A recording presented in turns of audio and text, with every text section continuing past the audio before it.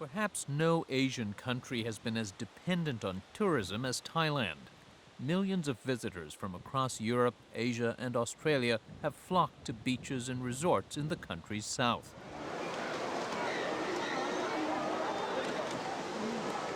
The beaches and the economy around them disappeared in about 30 minutes on December 26th. The tsunami took thousands of lives and destroyed hundreds of thousands of livelihoods. Outside of a temporary morgue set up for tsunami victims in Phuket, a wall of remembrance honors the 5,300 or so people who lost their lives. They were Thais and workers and tourists from dozens of countries. Hundreds of bodies have still not been identified. Hundreds were never recovered. At this high-end resort in the town of Khao Lak, 12 staffers and 3 guests perished. Well before the shock subsided, Chayut Trong Kamoltam, one of the owners here, says they began rebuilding.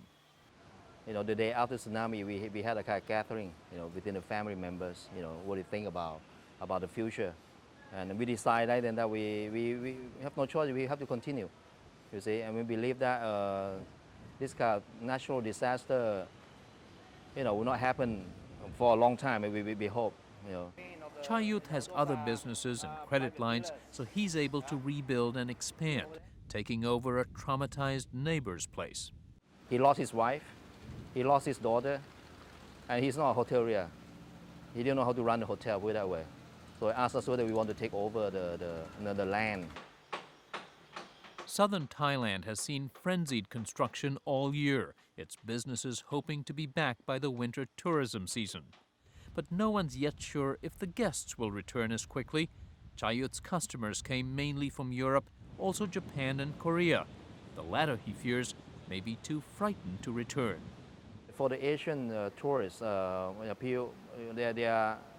concerned about, ghosts, that kind of thing, the ghost story. Ghosts. Yeah, ghosts, Whereas for the European tourists, I think they are more concerned about whether the area is safe in terms of warning system, that kind of thing, and whether the facility, in the whole area will be ready.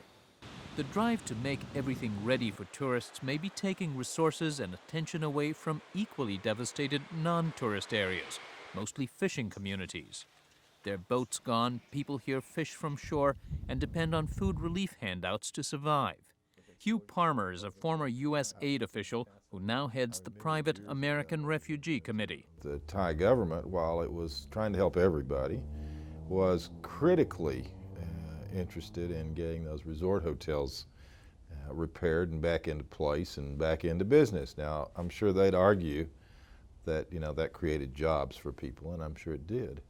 But at the same time, I think if you were a poor fisherman in a village who'd lost everything, the fact that all the available wood supplies and carpenters were down working on rebuilding a fancy resort hotel might not be particularly appealing to you as you tried to replace your family's necessities alive. Palmer's group is helping restore the fishing trade in villages here. ARC is building up to 500 new boats with U.S. government and private donations. The new boats will allow people like Thai Bun Ruang to return to the sea. They will give women like Tab Tim Bun Ruang, still grieving the death of her husband, a new role as a business owner. A mother of 3 young sons, she plans to employ local men to run her donated boat. The money won't be like before. We earned a decent living when my husband was alive. Now I have to share the income with others. It's better than what I have now, but it won't ever be like it was before.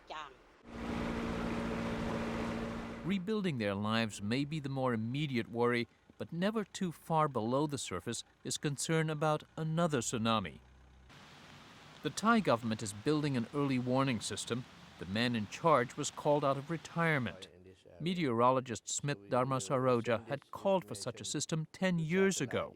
He generated controversy, saying at the time that a tsunami was imminent. People call me a lot of names and they criticize me, they call me a madman, Especially some government officer call me that I destroyed the tourist industrial Thailand, creating the. That you were scaring away tourists, in other words. Yes, that's right.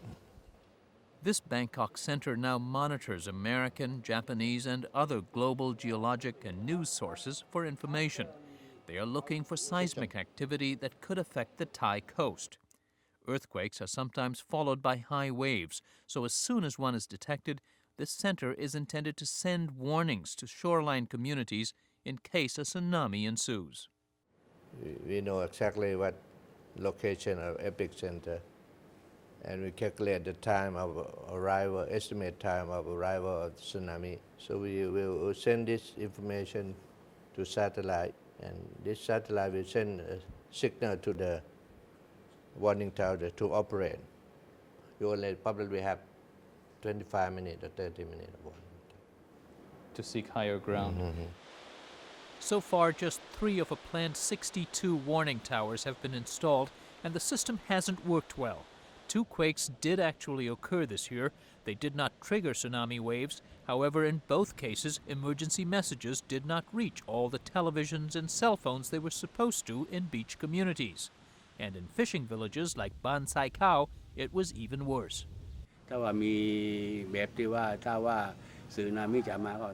Village headman Layman Sao says the public address system hasn't worked since it was hit by last year's tsunami. Evacuation orders had to come by word of mouth.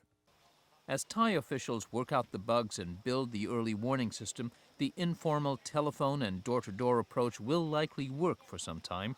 The force and fury of the last tsunami is enough to keep everyone here on their toes for a long time.